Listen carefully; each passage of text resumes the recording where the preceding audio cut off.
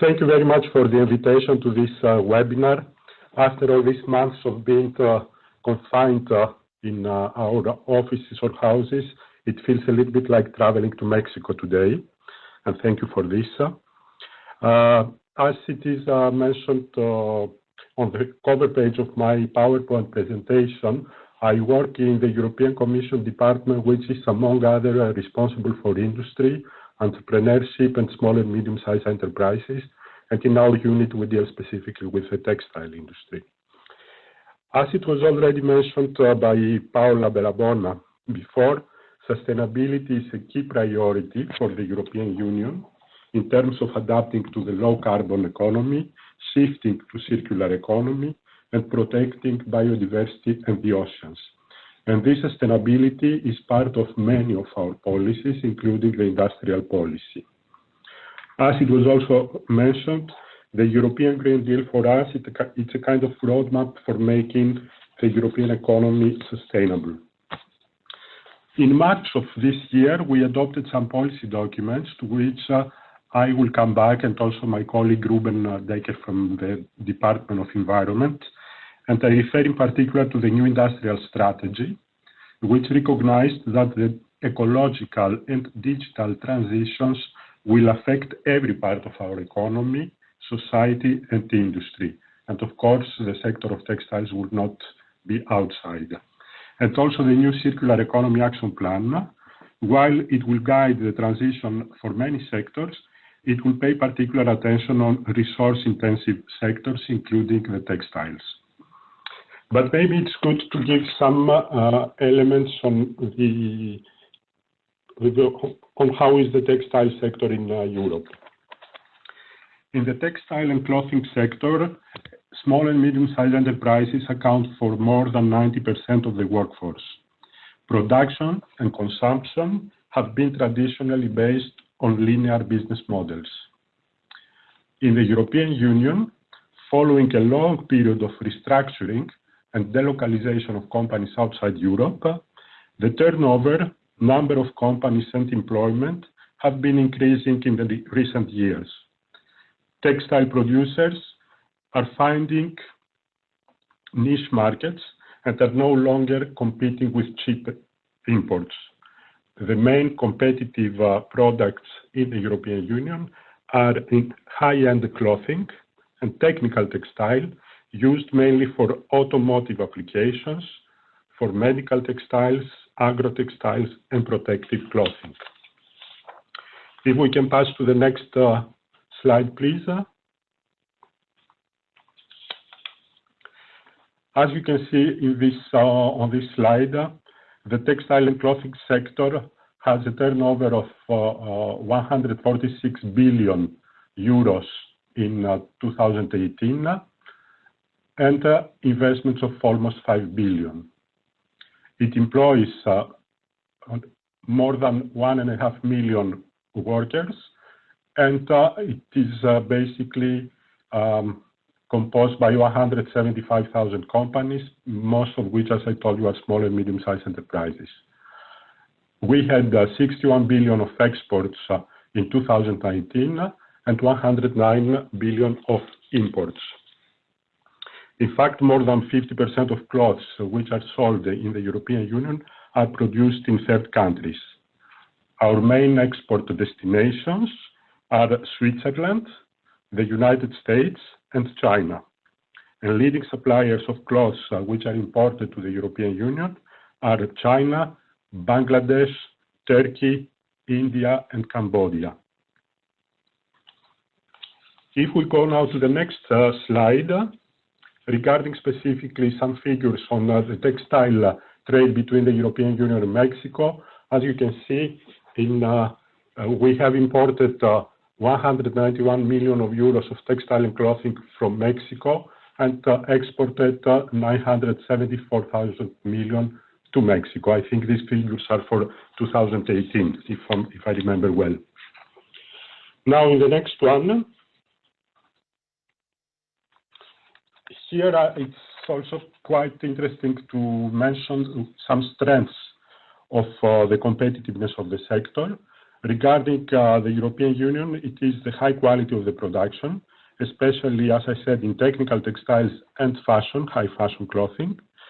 The rapid integration of new and innovative technologies, be it nanotechnologies, use of new materials, ICT, the leadership position of our textile industry in international markets like the United States or Japan, the design, creativity, and strong brand names, especially in the high-end fashion industry.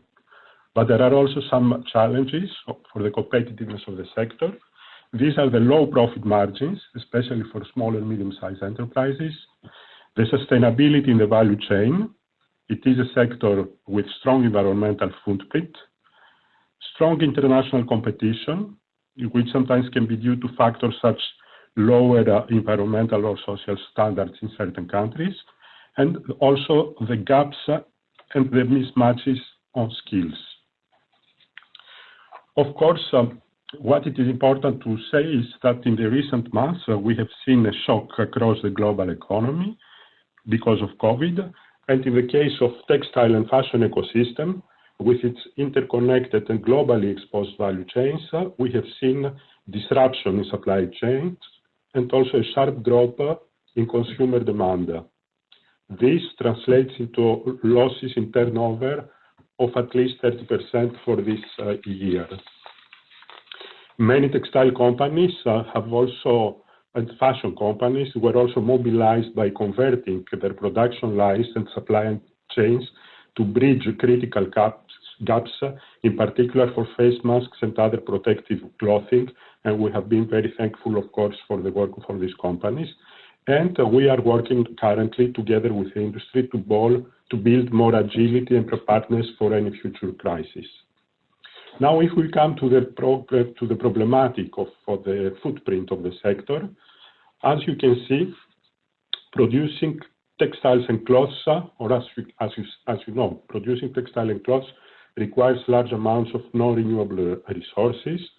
Clothes are used for a short period of time, after which most of them end up in landfills or incinerators.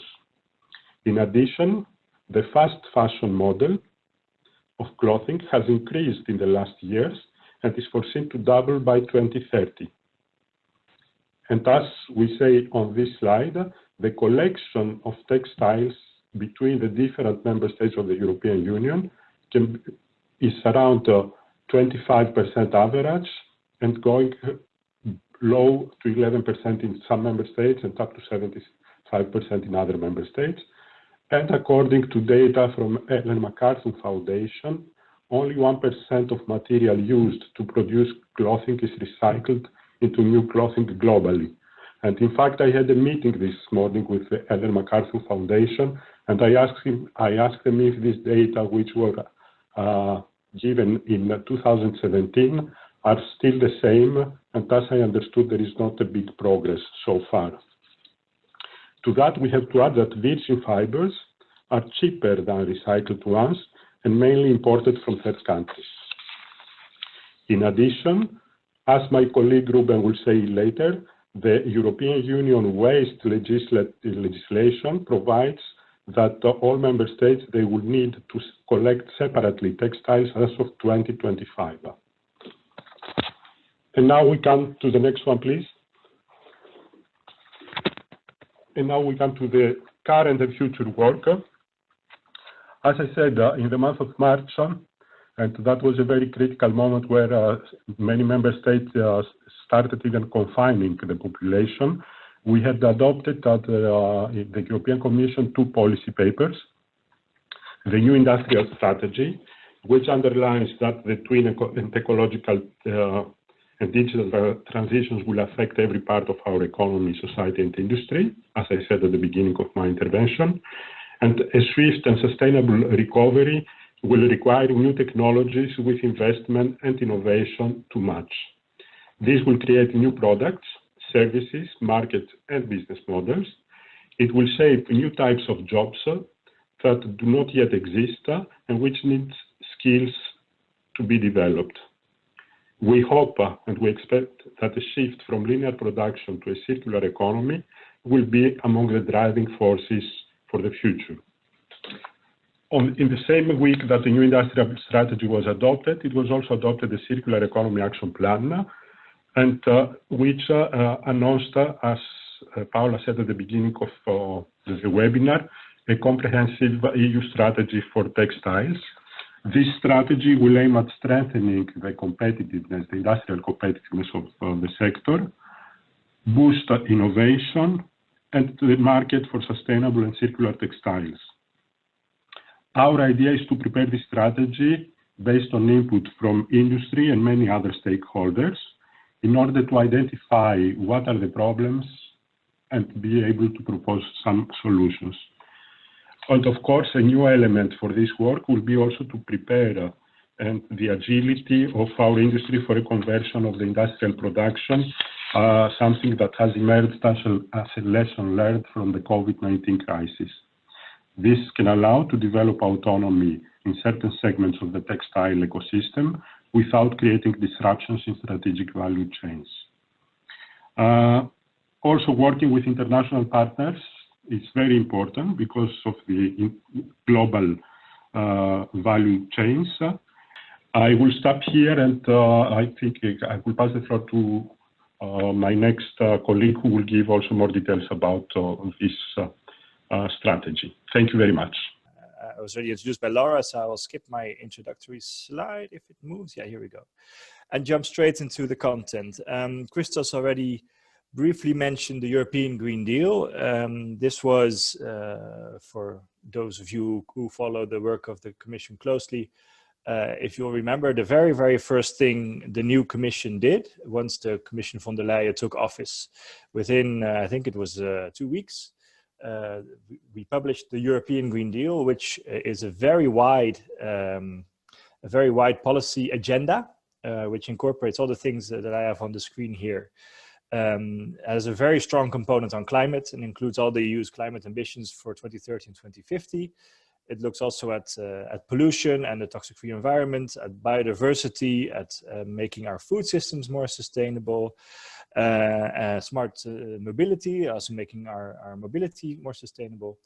It has a financial component and the Just Transition Fund, which is aimed to make sure that the transition is fair, and also looks at construction. But for today, I've been asked, of course, we focus on the circular economy, which is circled here, which was one of the elements there. But it's good to remember that this is really a part of a bigger agenda of sustainability that the Commission really put forward as its first ambition. And this remains the case in spite of all the damage done by COVID. The Commission has stated at several occasions that this is not a reason to reduce our efforts towards making our economy and making our continent more sustainable. In fact, no, it's an extra reason to double down and push forward this agenda, because we think it will help us come out of this crisis more resilient. So then slightly more focus on the Circular Economy Action Plan. I can also talk about this for days, but I won't. And you've already heard a lot about it, I understand. So I'll limit myself to the shortest summary, which is that it contains 35 actions, really across the whole economy of aimed at sustainability. It, for instance, has a large component on sustainable products and production. It focuses on empowering consumers to move along in the transition to a circular economy. We know consumers are interested in being more circular, more sustainable, but they need our help. It focuses on a number of key product value chains. It contains an important element, of course, of reducing waste. And it also states that a number of initiatives with which we mean to continue to lead our global efforts also on circular economy. So today's session very much fits into that ambition, that we don't want to limit ourselves to talking to each other in Europe, but really also continue the dialogue and the cooperation at the international level. Then the key product value chains I mentioned are on this slide. So you know what else we're doing, but for today, of course, we are focusing on the textiles here on the southwest part of this circle. But good to be aware that indeed activities also ongoing on other product groups.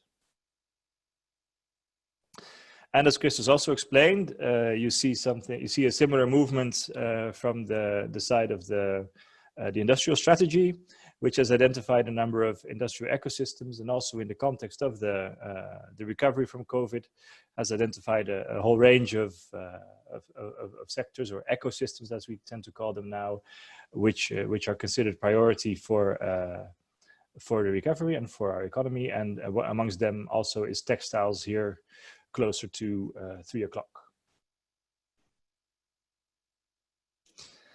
You may say, why textiles? Why not? Why would we focus on this material at all? Well, Christos already gave a number of points on that.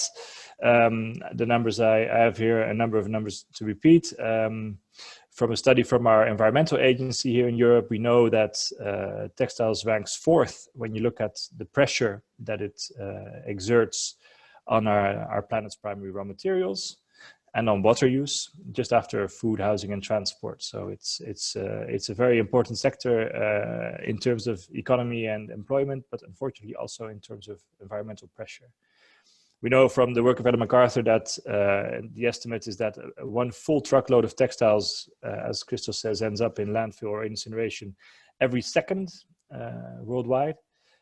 So yeah, we think that's not good enough. That's a waste of that material. It's a waste of still economic value, and of course also damaging to our planet's resources and environment. And as Chris has also already mentioned, if you look at recycling really from close to close, at the moment we are only achieving about 1%. Most material that is collected ends up being downcycled or still indeed incinerated. So there's a lot of improvement to do, particularly given what Chris has also already alluded to, that in the EU we have decided that by 2025 all waste from textiles should be collected separately from other waste. And that means that this separately collected textile waste can also not be incinerated or landfilled. That would not be in line with our own rules. So we are going to have a huge pile of material, as shown here on the slide, with which we were going to have to do something more clever than we have done so far with the landfilling and incinerating. So our agenda is really, our homework is waiting for us to be tackled. So we need to get our act together. It also impacts other environmental impacts. It's also a very strong contributor to greenhouse gas emissions. So also there's a strong climate angle. And other emissions, there's concerns about microplastics that come from textiles, chemicals used particularly in dyeing textiles. And there are concerns over the global working conditions in which many of the textiles we all globally use are made. There's regularly scandals where we discover that the way our clothes are made are not the way we would like for the situation to be. So these are the challenges, if you like. The good thing for us, from our perspective, is that we have very constructive exchanges with the sector in Europe. We have a very active community who are themselves already putting forward very proactively their ideas. I have a number here. They might not say much to you outside the EU, but these are, suffice to say, these are operators ranging from producers, from brands, and from civil society, all of which have already issued their ideas to us and made suggestions for policies. So the good news is that we're not short of engagement and we're not short of ideas. It's really about putting it all together in something coherent. And that's what we're trying to do today and tomorrow, and continuing probably until at least somewhere around this time next year, when we hope to have the strategy ready. So there's not so much that I can say today. We're still really in the beginning of our work of making sense of all these challenges and all this ongoing work into a good, comprehensive and coherent strategy on textiles. But when we say comprehensive, maybe I could add that we see that as comprehensive in the sense of looking at really the 3 angles of sustainability, summarized sometimes as people, planet, profits. So that means when it comes to the people, ensuring, as I said, the working conditions, but also fair prices and to keep affordable textiles also on the market. Planet, obviously, the environmental impacts and the climate impacts. And profit, of course, as I said, we really believe that this agenda can help our sector come out of the COVID crisis more competitive, more resilient, and more efficient. And that's all win-wins. So that's what we'll be aiming for. And it will be comprehensive in the sense that we will look at the whole value chain, not just bits and pieces of it, but really consider the whole value chain from design to production, retail, and consumption. And beyond consumption, so again, also in collecting, sorting, reuse, recycling, waste handling of textiles. And important to mention also for today's session, the international dimension and the international character of the value chain will be taken into due account. We know that there's a lot of international trade in textiles. They go all over the world. For us in Europe, a lot of the clothes that we use are made outside of Europe. And when we are done using them, they are often reused outside of Europe. So there's a lot of cross-border movement going on. And this is something we need to take really due account of, and also stay in very good dialogue with our trade partners about measures we may want to take and approaches that we want to take. So that's where we stand today, and we continue to develop this in future. I think I will leave it at that because. So my company is called, I'm the founder of Mud Jeans. In 2012, we said we would like to change something in the textile industry. And if you want to do that, my thought was to do it with the largest product and at the same time, the most polluting product, the jeans. In about every stage of making a pair of jeans, it goes tremendously wrong. And we have to change that. First of all, there's the cotton. 24 billion kilos of cotton are produced every year. And for that, you need a lot of water. A lot of pesticides are sprayed over cotton to grow it. And we have to change that. It's also done in a very unhuman way. Spraying pesticides like this cannot be good for anyone. So again, there it has to be done differently. This is the RLC in Uzbekistan. Or I have to say, it used to be the RLC because it's now dry. And you can see this stranded asset. I will come to that later. In Holland, 182 million kilos of clothing are burned every year. And that's also not a good idea because these are valuable resources mostly. And clothing can be recycled. It's quite difficult. But one of the first things you have to do is make sure that you create a monostream of material. So if you have polyester or cotton or wool, it can be recycled, but not when it's mixed. So this is the first challenge, to make sure that you can extract it and create a monostream of material. Like Ruben said already, I have some details here of things that go wrong. You can read it for yourself, but one of the things, like he said, is every second there's a garbage truck full of textiles trashed. Cotton produces 2.5% of the world arable land, and it accounts for 16% of all pesticides.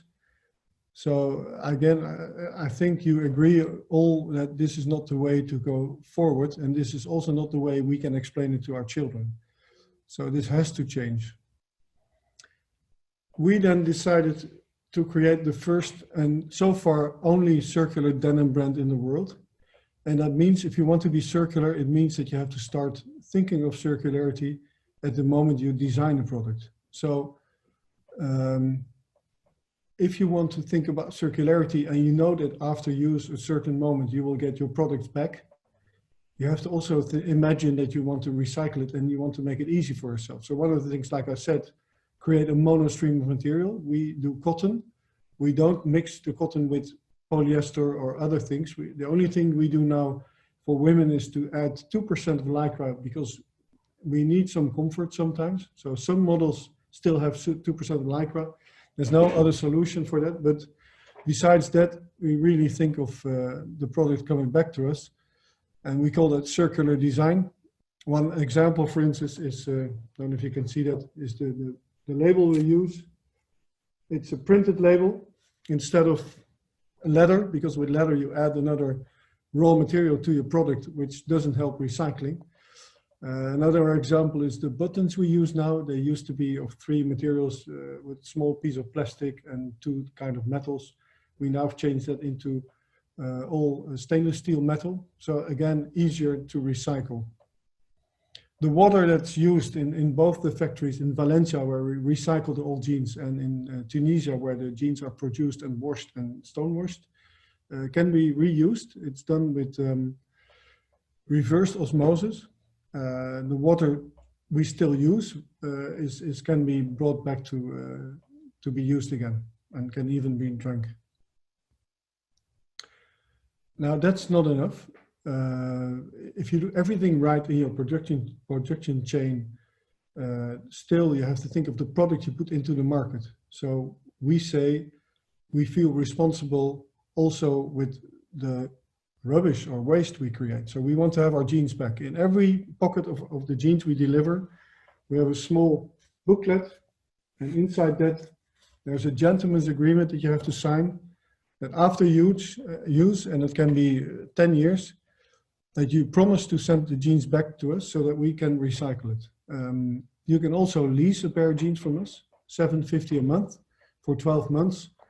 You can use the product and not be the owner. And that's quite funny, because it changes your mindset of being owner of something, or only have the performance of a product. And that was in 2012 quite spectacular. Sometimes today I still think it is today. If you change your mindset as a consumer to be able to use something without being the owner, it's quite interesting, and you might think of making better choices. So the lease is for 12 months, then it's paid for.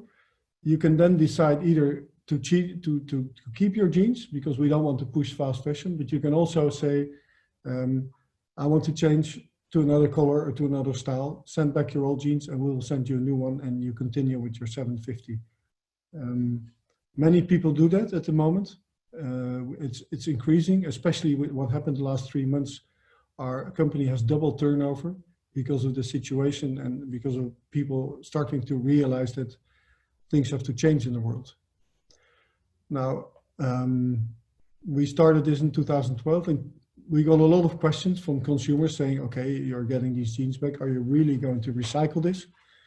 And so we thought, okay, yes, well, let's show. This happens in Spain. We went to see the factory in Spain, brought our old jeans. We filled up 2 old cars full of old stinking jeans, and we drove 2 days to Valencia and brought them ourselves to the recycle unit, which you can see here. I have some images, but also a small video, which I want to share with you. There you create from waste a new product on high level. So for me, the circular economy, it has, I believe 200 different definitions, but for me, the circular economy is reusing raw material on a high level into the market again. So we make from old jeans new jeans.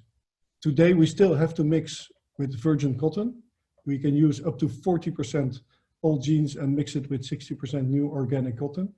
That's already good. You can imagine if everybody would do that, it would save at least 10 billion kilos of cotton, and it would free land to make other things. So it's important that this really starts to work. I'll show you the small video here.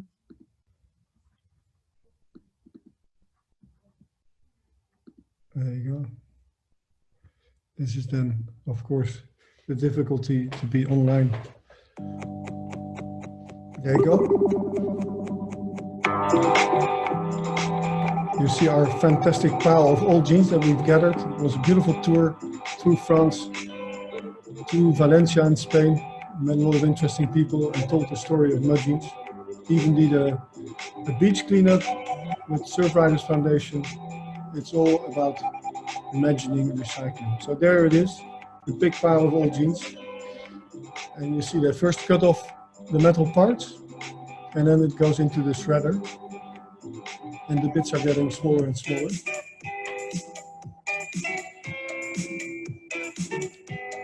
So it's like you can imagine that the paper industry has imagined it 70 years ago. Get back paper and make it new paper again. The same thing can happen with cotton. So you see the rebirth of yarn and the weaving again and the dyeing. And this new denim fabric goes to our jeans factory in Tunisia, Monastir.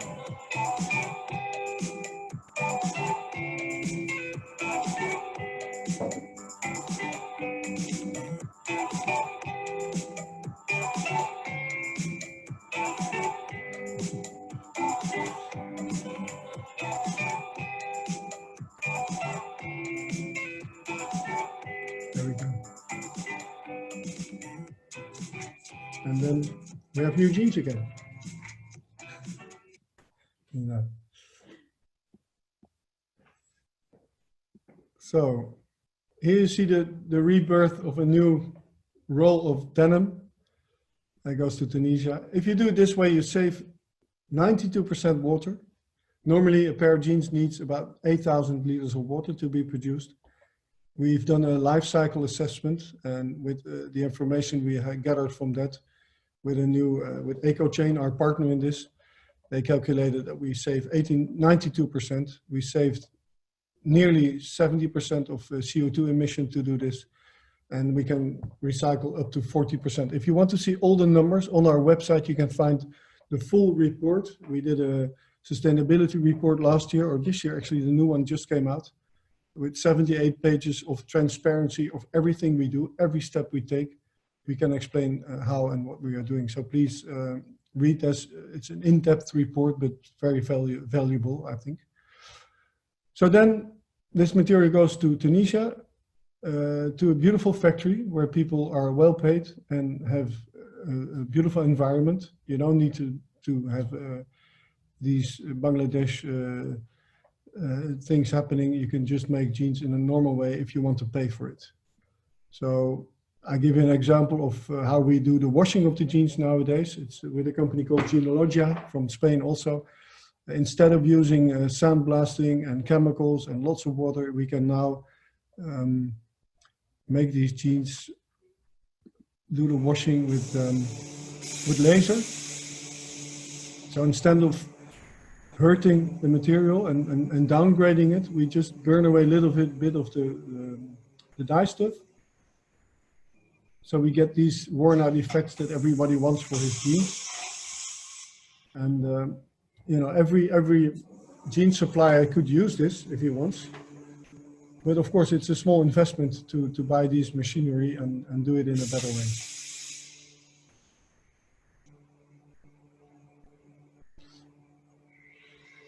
There you go. So we were there in the week of Who Made My Clothes?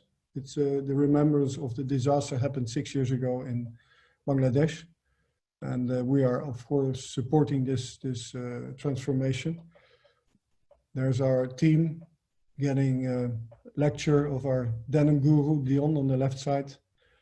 So we all know, and we all know the people in the factory. They are our colleagues. They're making our beautiful jeans. And we have a small movie of that, which I would like to show. So you see there's a lot necessary to make a pair of jeans. It's not an easy product. All those steps to make the fabric, and also all those steps to attach the button, to make the patterns, to do the washing. The film is of heavy quality, so it might sometimes stop. Yeah, there it goes.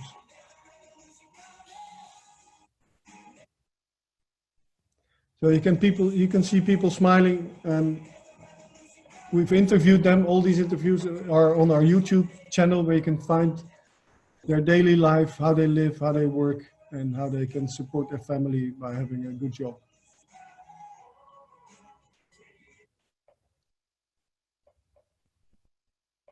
So then, of course, you might ask yourself the question, who is our audience? Who are buying this kind of jeans and who are thinking in this way? And that's quite difficult. We have now 8 years experience. We've looked into our Facebook followers and people that react on our posts and everything. So we call them the cultural creative, people who are searching for meaning in their work life. They are well informed. They care for about sustainability and climate, connected to nature, critical citizens. They have most of the time a healthy and active lifestyle. Yoga is important. Open-minded, and they like new experiences. So we try to find these people with our marketing actions. And that's also the reason why we are growing fast today, because we know our audience quite well. And we do all this by trying to follow the good is a new cool model. You can read this for yourself. We don't think that, of course, we know our purpose, but we don't think about consumers, but we think about citizens. We try to lead with the cool. We've done some collaborations with Sea Shepherds, for instance. We try to find our allies. We don't advertise, but we try to solve problems. We talk about what we do, and we are being totally transparent about that. Of course, we use the new media, and people are the new media, because we have also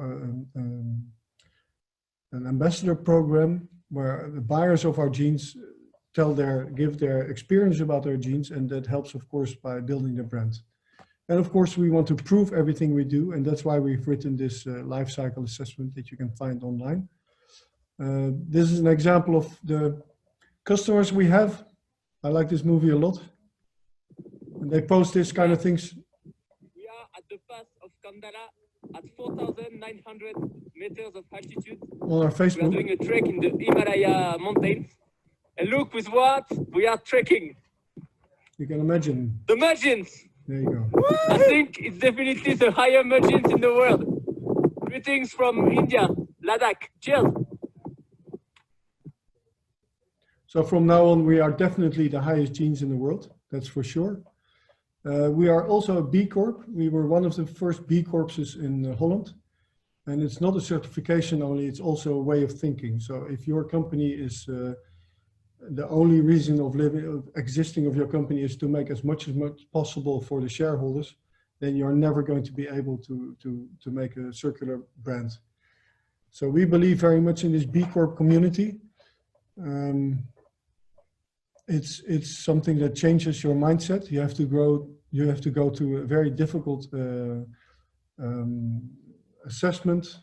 They ask you all kinds of questions about human questions, but also environmental questions.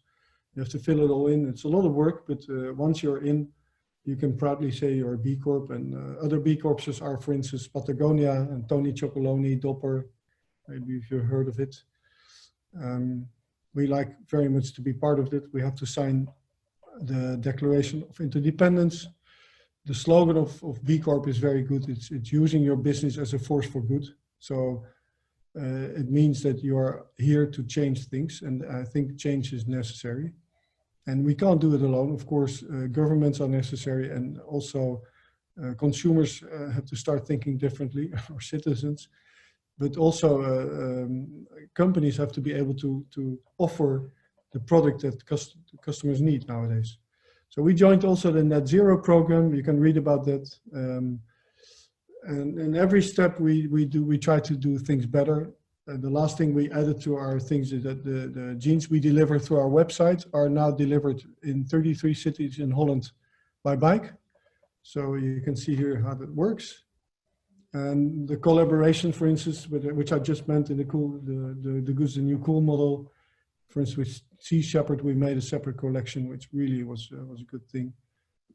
We joined the Net Zero program with other 3,000 B Corpses. And of course, it has to be transparent. You have to really mean it and go for a better future.